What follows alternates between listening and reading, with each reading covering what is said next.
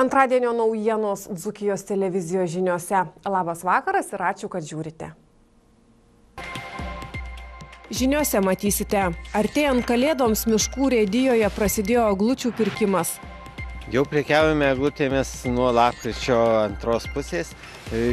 Nuperka kol kas labai nedaug. Alytų aplankė po Lietuvą keliaujanti technologijų mokykla ant ratų. Piliakalnio progimnazijos moksleiviai už atsakingą keliavimą, atsargų bendravimą socialiniuose tinkluose. Alytuje vyko tradicinis Dzūkijos savanorystės festivalis. Krepšinio klubas Dzūkija neprilygo šalies čempionams.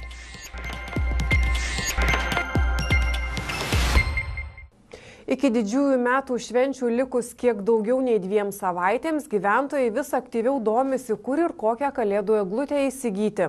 Alytaus miškų urėdijoje prekyba eglutėmis vyksta jau nuo lapkričio mėnesio pabaigos. Plačiau apie tai Viktorijos Ražukaitės reportaže. Kalėdų eglutė vienas pagrindinių didžiųjų metų švenčių akcentų. Anksčiau pagal senąsias tradicijas Žaliaskarę puošdavo kūčių vakarą, tačiau dabar vis populiarėja eglutę įsigyti dar gruodžio pradžioje ar net lapkričio pabaigoje. Jau prekiaujame eglutėmis nuo lapkričio antros pusės. Nuperka kol kas labai nedaug, bet kai mes tik pradedame sodinti eglutes į vazonus, taip jau pradedame ir prekybą. Pagrindai įsibėgėja prekyba gruodžio maždaug nuo 10 dienos, tada aktyviau pradedam vežti ir kirstas eglutės. Šiuo metu daugiau prekiaujame vazoninėm. Kiekvienais metais kalėdinių medžių pasirinkimas medelyne yra nemažas. Galima įsigyti paprastų bei sidabrinių eglučių ar eglučių vazonuose.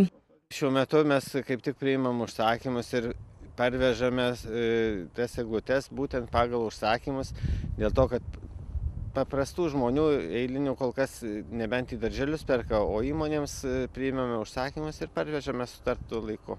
Šiais metais mes turime tik paprastų eglučių ir sidabrinių eglučių prekyboje. Vazonais kirstų eglučių turėsime tik paprastų. Jeigu pastebėti prieš tai keletą metų, tai aišku pastebime, kad žymiai populiarėja vazoninės eglutės kalėdinės, kurias galima po to pasodinti. Kai kas sodina savo aplinkoje, kai kas sodina į mišką. Bet dauguma vis tiek nori sidabrinių, aišku, klausia ir kėnio. Eglučių kainos Alytaus miškų urėdijoje stipriai nesikeičia jau eilę metų. Kainas šiek tiek pakoregavome, galbūt keitėsi kažkiek tai pagal ūgius. Mažiausios eglutės ir tos, kurios yra populiariausios, išliko tos pačios. Ta prasme, kad kam sudėtingiau įsigyti, tai yra iki metro eglutės nesikeitė, ta kaina jau tikrai gal ir 5 ir daugiau metų. Biskutį galbūt padidėjo kainos didelių, kurios jau yra virš 2, virš 3 metrų. Kaip ir kasmet Alytuje bus vykdoma akcija Parsinešk kalėdas į savo namus. Gruodžio 20 dieną nuo 13 iki 16 valandos eglės šakos bus nemokamai dalinamos Rotušės aikštėje. Viktorija Ražukaitė, Kęstutis Ražanauskas, Dzūkijos televizija. Kelionę po Lietuvą pradėjo technologijų mokykla ant ratų. Inovatyvia technologijų ir inžinerinio mokymo įranga aprūpintas specialus autobusas. Su šiuolaikinėmis technologijomis, kurios naudojamos profesinėme mokyme, mokiniai galėjo susipažinti ir Alytuje.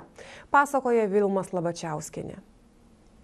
Šiandien Alytaus miesto ir rajono mokiniai buvo kviečiami apsilankyti modernioje mokykloje, kurioje vyko interaktyvios pamokos. Jų metu mokiniai galėjo išbandyti 3D spausdintuvus, robotus, kompiuterizuotas stakles ir kitas modernias priemonės. Tokia mintis kilo čia, kaip sakyt, mes daug keliaujam, buvom Vokietijoje būtent ir iš viso ne tik Vokietijoje, kitose šalyse yra visur tokie infobusai, kurie skleidžia informaciją apie technologijas, apie mokymą. Ir mums kilo mintis, kad būtų labai gerai ir įdomu tokį įsitaisyti pas mus Lietuvoje. Ir buvo už mūsų mokymo centro lėšas nupirktas šitas autobusas, infomobilis, kaip mes pavadinom, su jau tam tikra įranga buvo, mes dar jį papildėm, susitvarkėm ir dabar pradedam kelionę per Lietuvą, skleisdami, kaip sakyti, informaciją apie profesinį mokymą, sudominti jaunimą, kad profesinis mokymas yra naudingas, reikalingas ir ypač sudominti technologiniam profesijom.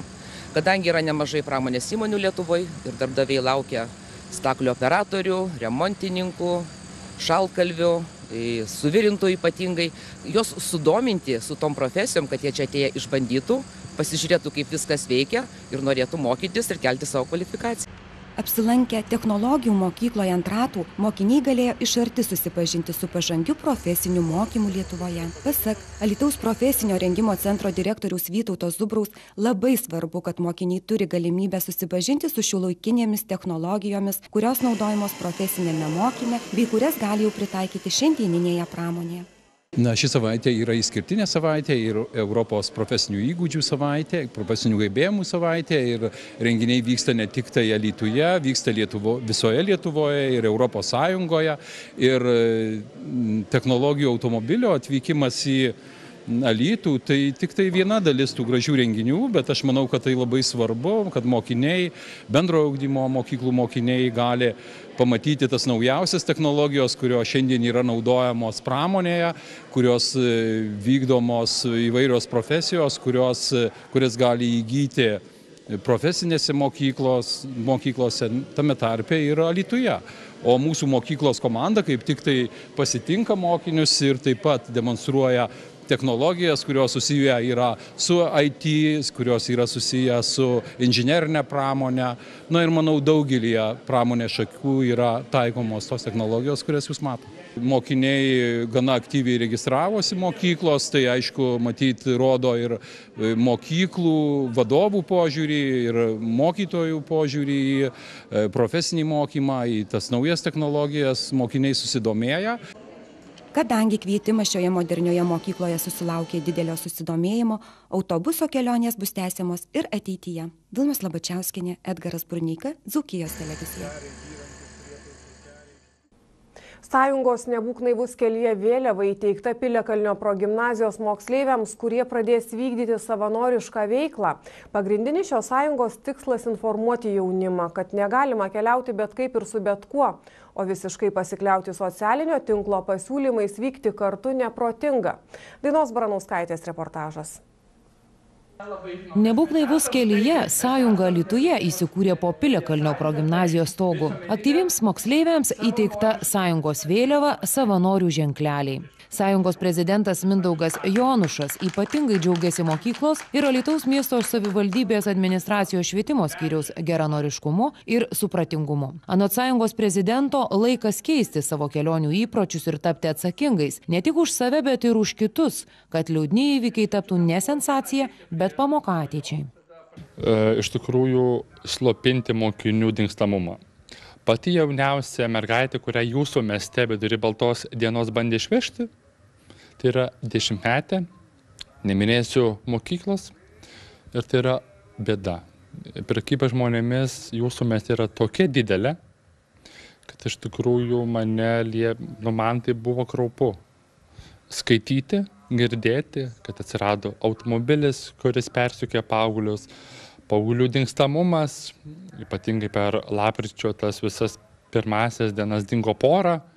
Aišku, jie šventė, bet pats faktas, kad jie dingo, jų buvo ieškoma, iš tikrųjų mane vertė suklusti ir dėl to šitas centrinių padalinių yra būtent ir padarytas šitas miestas. Ir man yra labai svarbu skleisti ir savanoriškos veiklos idėją.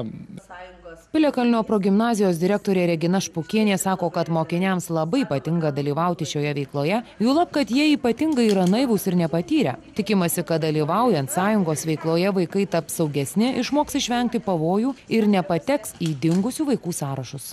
Mindaugas atvažiavo anksčiau į švietimo skyrių, savivaldybė pristatė apie savo veiklą ir po to pradėjome bendradarbiauti. Vedėjas pasiūlė į kokias mokyklas, Dzūkijos mokykla, mūsų mokykla buvo pirmosios ir manau puikiai pasisekė, nes tikrai vaikai domėjosi, buvo labai įdomu, paskaitos įdomios ir galiu pasakyti, kad Mindaugas gana įdomiai skaito paskaitas ir mokytojas būtų neblogas netgi, aišku, dar reikėtų patirties šiek tiek daugiau. Na ir tikrai, kai paskaitai spaudą, tiek vaikų dingsta, nepilnamečių, mažų 11-13 metų, tai pagalvoju, kas atsitiktų, jeigu ir mūsų mokykla tai būtų. Ir vaikams niekada nebus per daug tos informacijos. Ir geriau dabar užkirsti kelią nelaimį, negu dar laukti kažko. Tai reiškia labai daug, nes mes turime progą save išbandyti, padėti kitiems ir tiesiog tuo pačiu metu būti labai laimingos. Jūs esate pirmininkė, ar ne per daug naštos jaunai merginai? Gal truputį, bet visą tai nuvalo puikiai komanda, nes mes visi labai draugiški, labai puikiai sutarėme ir praleidžiame nuostabų laiką kartu. O ką jums reiškia būti šios organizacijos savanore? Tai padėti kitiems, susipažinti su kitais ir tiesiog smagiai praleisti laiką. Kaip jūs įsivaizduojat šią veiklą? Manau, kaip galbūt padėti kitiem, paaiškinti, kaip saugiai elgtis kelyje, ką daryti, tokiais dalykais. O ką jums reiškia? Man tai labai daug reiškia, nes iš tikrųjų man ir patinka savanoriauti ir gali susipažinti su naujais žmonėmis, atrasti save. Ar didelė atsakomybė jūsų mokykloje, nes jūs pirmieji Alytuje? Taip, iš tikrųjų tai didelė, nes dar nežinia taip, kas bus, bet labai linksma ir įdomu. Anot sąjungos prezidento privalome dėti visas pastangas, kad vaikai būtų saugus, kad mokėtų atpažinti pavojus ir jų išvengti. Kauno padalinio pirmininkė yra moteris, kuri visą gyvenimą keliavo autostopu. Ir atėjo pas mus, kurie sako stop visam tam, ar ne? Kita labai svarbi yra mūsų idėja SOS dingsta vaikai. Per tą iniciatyvą mes rūpinamės, kad iš tikrųjų tas mokinių dingstamumas būtų prevenciškai veikiamas. Ir kad ne tik būtų per jūsų TV paskaitą dingo vaikas, bet aiškiai, kodėl jisai dingo.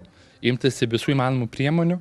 Šitoj mokyklai taip pat bus įkurta mūsų iniciatyva Tėvų klasė, kad tas mokinių dingstamumas, emocinė būklė būtų sprendžiama ne tik tai čia, bet ir šeimose. Nes jeigu šeimos nekalbės su savo vaikais, nieko nebus. Nes minugas atvyksta, savanoriai pakalba, bet ir išeina, ar ne? Mes negalime belstis į duris ir eiti po visus 5 aukščius. Tai tėvų klasė, aš labai tikiuosi, kad įsikurs čia, kad tėvai iš viso Lietuvos mokyklų rinks iš ir spręs prevenciškai, ką daryti.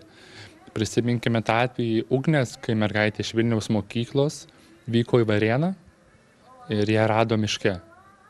Tai yra kraupu, kas vyksta mūsų šalyje, kas šluoja mokinius, ar ne? Visi tie mokiniai gali būti tie, kurie atstovaus mūsų šalį, bet jau jų nebėra. Ir jauniausia mergaitė, kuri keliavo su to, ką rado Facebook'e, buvo 14 metų. Mašina buvo techniškai netvarkinga, viršio greitį ir finalas, kad dega žvakė ant kapo.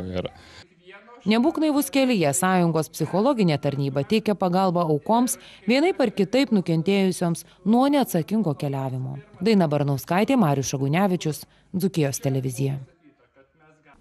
Šeštadienį Alytuje įvyko tradicinis Dzūkijos savanorystės festivalis, kurio metu pagerbti savanoriškai veiklai neabejingi alytiškiai. Festivalio metu savanorių biržoje visi turėjo galimybę susipažinti su organizacijų veikla bei užsiregistruoti ir prisijungti prie savanorių veiklos. Mini tarptautinę savanorių dieną vyko kasmetinis Dzūkijos savanorystės festivalis. Į Alytaus kolegijos aktų salę susirinko aktyvūs visuomenės veikėjai, visuomeninių organizacijų atstovai ir savanorystei neabejingi žmonės. Kaip kasmet, gruodžio 5 yra pasaulio minimas tarptautinė savanorio diena ir Alytuje jau 7 kartą organizuojam šią šventę. Ir su bendruomenės organizacijom organizuojam tokį kaip Dzūkijos savanorių festivalį. Renginio metu buvo įteikti apdovanojimai ir padėkos labiausiai nusipelnusiems savanoriams ir organizacijoms. Yra pagerbiami aktyviausi savanoriai, įteikiamos padėkos jiems ir pasidžiaugiame kažkokiais tai gražiais savanoriškais darbais. Pasak viešosios įstaigos Tėviškės namai vadovo Imanto Balaiko, savanorystė šiuo metu yra labai svarbi. Iš tikrųjų svarbu ne tik Alytuje, visoje Lietuvoje ir pasaulinė praktika, po antro pasaulinio karo, kada žmonės tikrai susidūrė su tokiom tragedijom, namai buvo sugriauti, gyvenimai sugriauti, tai vienas kitam tikrai padėjo ir taip atstatė ir po karo tą Europą, tą mūsų bendruomenės.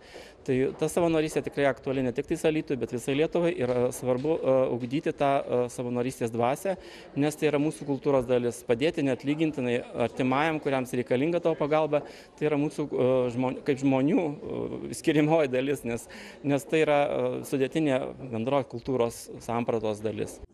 Alytuje veikia daug organizacijų, kurios dirba su savanorių pagalba, o šiuo metu organizuojamas net ir projektas, kurio metu jaunimas įtraukiamas į savanorystės veiklas. Aš negaliu kalbėti už visas organizacijas, bet taip, tikrai manau, kad yra daug, yra trumpalaikio savanorystės, yra įsipareigojančių savanorystės. Šio renginio metu ir bus ir pristatyta labai graži iniciatyva vykdoma kartu su darbo birža jaunimo reikalų departamentui. Atrask save savanorystės projektas jaunimui iki 29 metų ir pamatysim, kokios galimybės įsitraukti jauniems.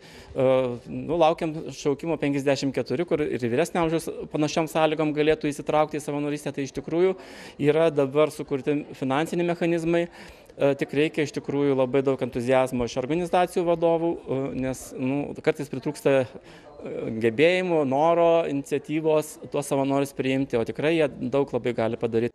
Savanorystės diena Alytuje paminėta jau 7. kartą. Viktorija Ražukaitė, Kęstutis Ražanauskas, Dzūkijos televizija.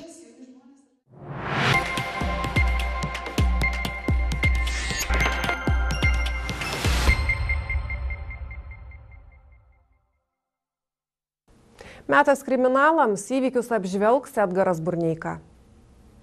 Ketvirtadienį valstybinės sienos apsaugos tarnybos Varėnos rinktinės Kapčiamiesčio užkardos pareigūnai ties Lazdijų rajono savivaldybės Viktarinos kaimo kelyje Kapčiamiestis Leipalingis patikrinti sustabdė automobilį Audi A6. Automobilio salone ir bagažinėje pasieniečiai aptiko 3500 pakelių cigarečių Fest su Baltarusijos akcizo ženklais. Transporto priemonę vairavęs 25 metų Druskininkų savivaldybės gyventojas neslėpė, kad nelegalūs rūkalai priklauso jam. Dėl akcizais apmokestinimų prekių gabenimo pažeidžiant nustatytą tvarką, vairuotojai gresia bauda nuo 2896 iki 5792 eurų. Po apklausos vyrą pasieniečiai paleido, jam įteiktas šaukimas atvykti į Lazdijų rajono apylinkės teismą, kur bus nagrinėjama ši administracinė byla. Cigaretės ir automobilis saugomi Kapčiamiesčio užkardoje.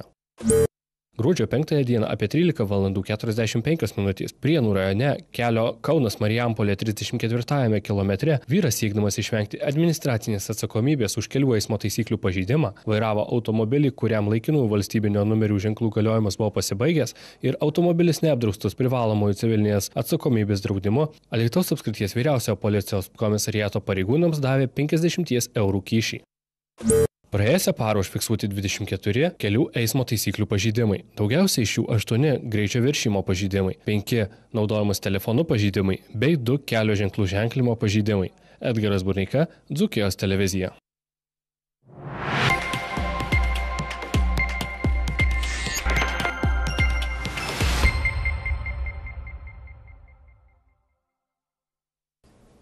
Vakar Alytaus arenoje vyko LKL susitikimas tarp Alytaus, Dzūkijos ir Kauno Žalgirio krepšininkų. Iš visų jėgų kovoje alytiškiai turėjo pripažinti kauniečių pranašumą. Mariaus Šagunevičiaus reportažas.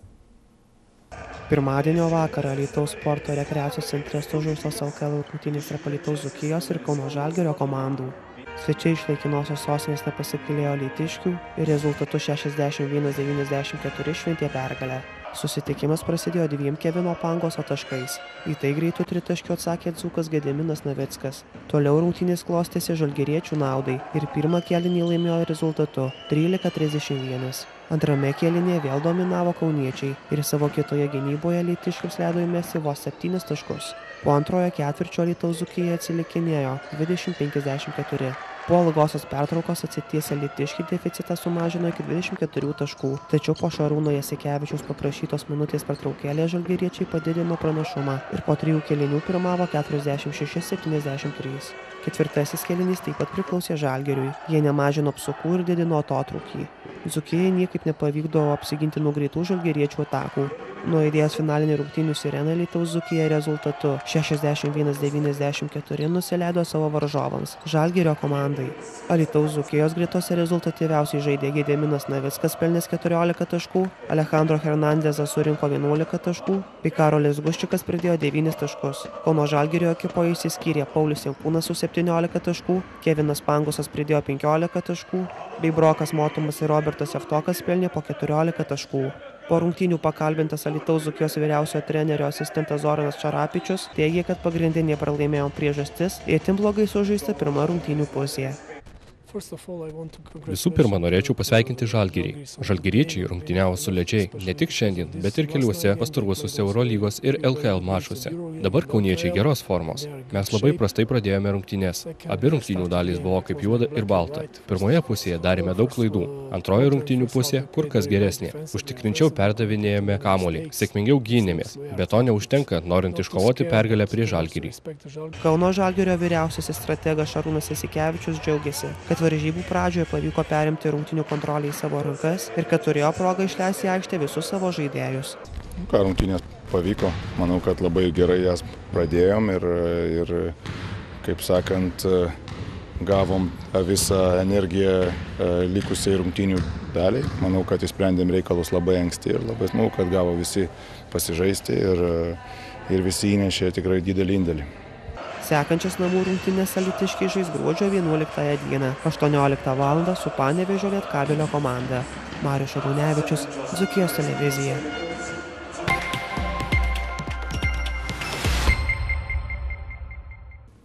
Tai visos antradienio naujienos, netrukus rytdienos orų apžvalga, o iškart po žinių eteryje laida Politiko išpažintis.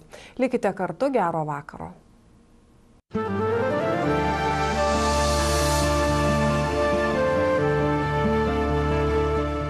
Rubrika remia Sumani TV, naujos kartos Seagates televizija.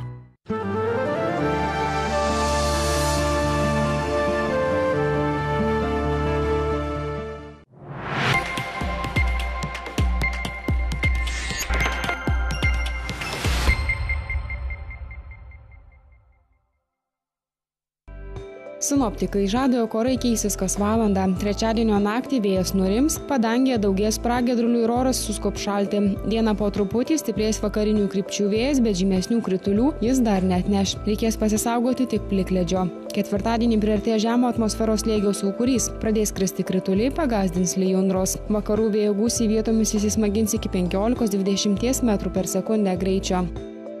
Artimiausią naktį Alytuje bus 7, Kaune 6, Klaipėdoje 4, Vilniuje net 14 laipsnių šalčio. Trečiadienio dieną Alytuje termometro stulpelis nukris iki 1, Vilniuje iki 3 laipsnių žemiau nulio. Kaune bus apie 0, o Klaipėdoje bus 4 laipsniai šilumos.